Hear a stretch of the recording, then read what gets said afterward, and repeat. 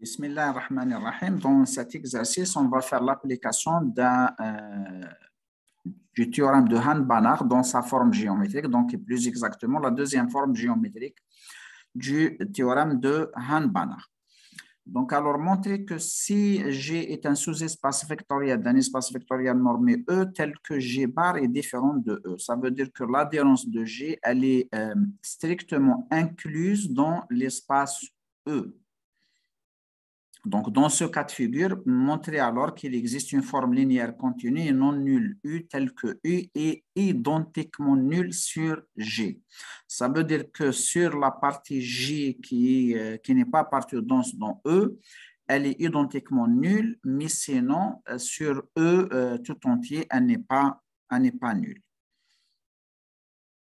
Pour la solution, donc soit un élément de G bar, comme G bar il n'est pas égal à E, ça veut dire que le complémentaire de G bar par rapport à E est non vide. Donc, on va prendre un A du complémentaire de G bar dans E.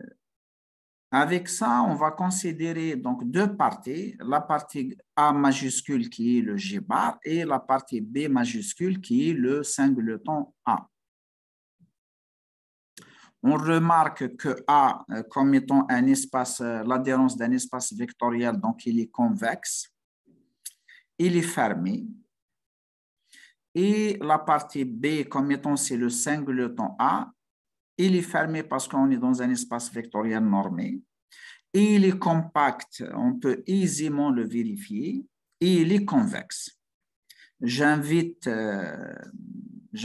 donc l'étudiant à vérifier ces propriétés-là qui sont simples. Donc, je l'invite à vérifier que A, effectivement, il est convexe, il est fermé, et que B, il est convexe et il est compact.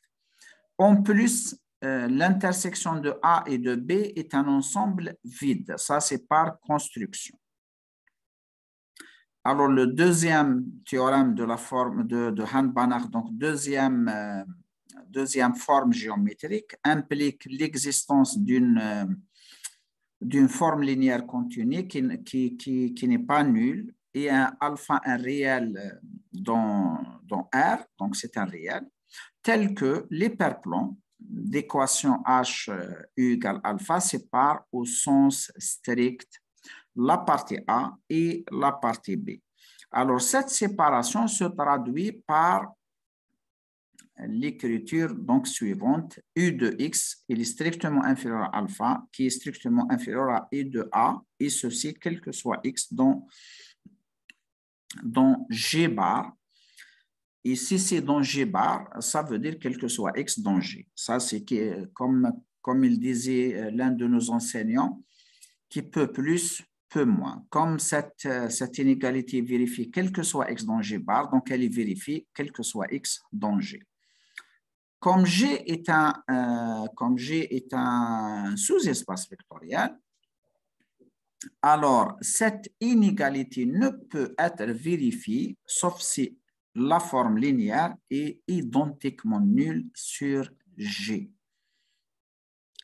Parce que si on suppose que U de X n'est pas nul, et bien ceci va entraîner obligatoirement que U n'est pas une application linéaire. On a une contradiction franche avec le fait que l'application linéaire, est linéaire.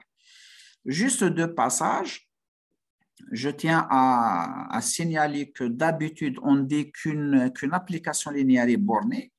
Eh bien, la bornitude, elle est sous-jacente. Ça veut dire que la bornitude, elle est sur des parties bornées. Ça veut dire que l'application linéaire, elle est bornée, d'où cette fameuse équivalence avec la continuité d'une application linéaire.